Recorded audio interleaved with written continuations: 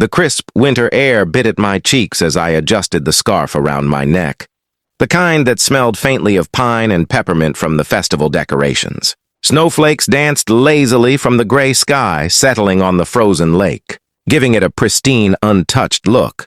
This was my favorite time of year. The winter festival wasn't just an event.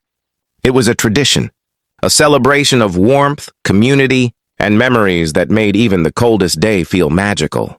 I had spent weeks preparing, ice sculptures glimmering under strings of golden lights, hot cocoa stalls lined with handmade mugs, and a small stage for local musicians. Everything had to be perfect.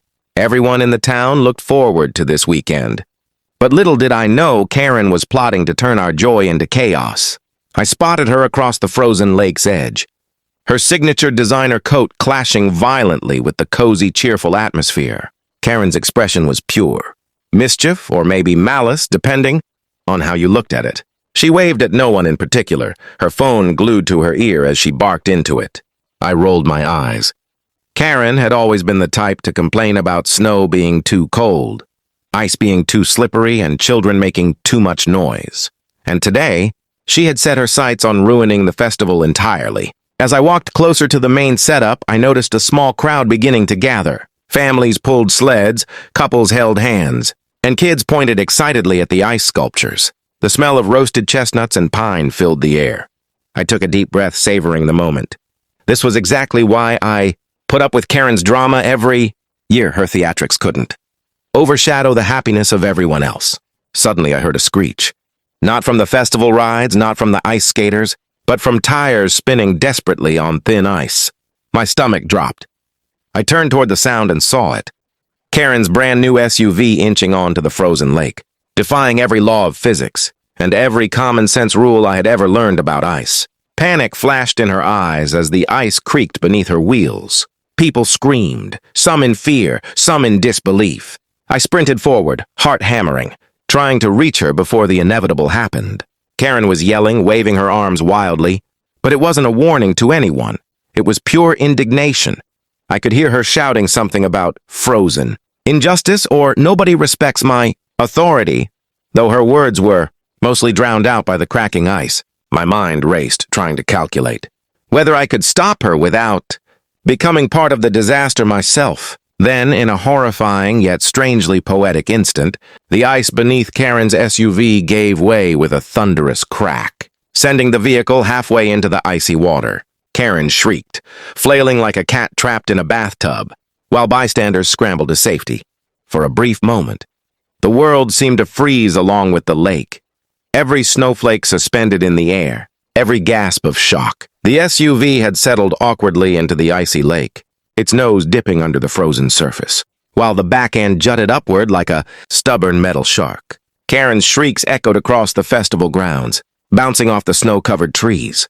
People gawked, some snapping pictures, others laughing nervously, unsure whether to help or just watch the winter drama unfold. I skidded across the ice carefully, trying to find solid footing. My boots left deep tracks in the freshly fallen snow, crunching loudly with each step. Karen's door swung open partially, her designer gloves flailing as she tried to climb out, only to slip back toward the water. I lunged and grabbed the edge of her coat, yanking with all my strength. "Karen, calm down! You're not going anywhere until we get you safe," I shouted over the wind and the distant laughter of spectators. "I demand help! This is unacceptable!" This ice, was a menace, she screamed, teeth chattering. Her breath puffed white clouds into the freezing air. I could feel her fury radiating off her in waves. This was the same woman who had once filed a complaint because her latte was too cold at a local cafe. A couple of festival goers stepped forward with ropes offering assistance.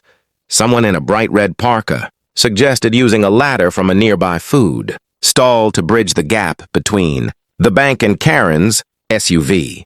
I grabbed the rope and tied it around my waist, muttering a silent prayer to every winter deity I could think of. The icy surface groaned ominously under my weight, but I edged forward carefully, reaching Karen just as she teetered dangerously. "You've ruined everything!" she wailed, her designer coat soaked halfway down the front, sticking to her like a second skin. "Do you know how expensive this SUV is?" "How dare you!" I cut her off before she could spiral into full meltdown mode. Karen, the SUV doesn't matter. You matter. Your safety matters. Just hold on! The rope slipped over my shoulder as I anchored myself against a tree, pulling with all my strength. Slowly, painstakingly, we managed to get her onto firmer ice. And then finally, solid ground. Karen collapsed immediately, stamping her wet boots furiously and glaring at the lake like it had personally insulted her. Meanwhile, the crowd's murmurs grew into laughter and applause. The festival hadn't stopped. In fact, people were pointing at the frozen SUV and taking selfies. Children giggled at the spectacle, some daring each other to throw snowballs at Karen's flailing gloves. I shook my head, half exasperated, half amused. Karen's fury didn't dissipate, though. She jumped up, eyes blazing, and shouted, "This isn't over! You'll pay for this humiliation. Everyone will hear about..." I stepped between her and the lake, holding up my hands. "Karen, just let it go. Seriously, the festival isn't over because of your SUV, trust me." Her glare could have frozen the lake further. But before she could respond, a sudden crack rang. By now, the festival had taken on a surreal, almost cinematic quality. The sun was dipping behind snow-laden pines, casting long orange streaks across the frozen lake. The crowd had gathered at a safe distance, some cheering, some filming, all wide-eyed at the bizarre spectacle unfolding before them. And at the center of it all was Karen, drenched, furious, and still shouting at her half-submerged SUV as if sheer anger could reverse physics.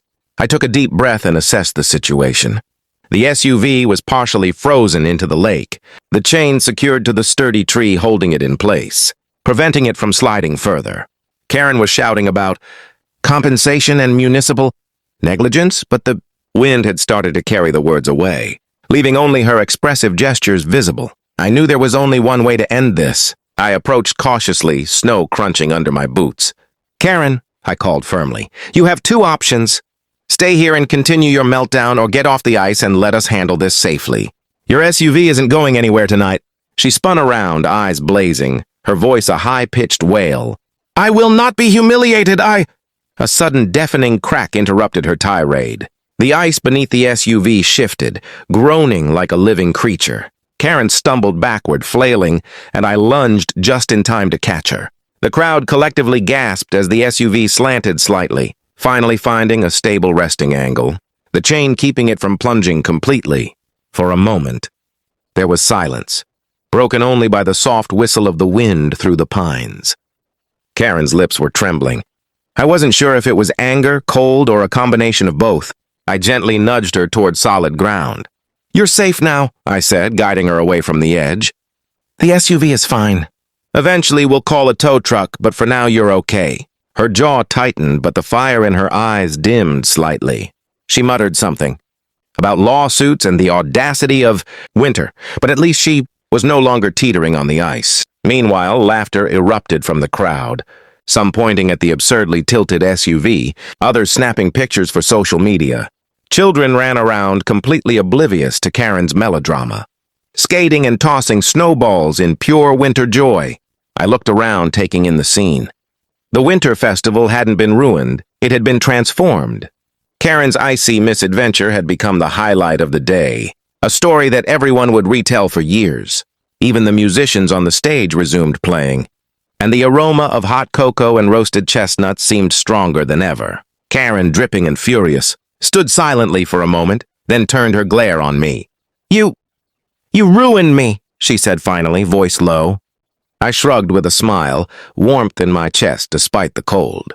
"No, Karen. Winter did that for you." The crowd erupted into laughter, some cheering, some applauding. The SUV would eventually be pulled from the lake. The crack echoed louder this time, reverberating across the frozen lake. Gasps rippled through the crowd as the SUV tilted ominously, threatening to slide deeper into the icy water. Karen scrambled backward, shrieking about insurance policies, lawyers, and absolute incompetence. I grabbed her arm again, steadying her, but my eyes were fixed on the shifting SUV.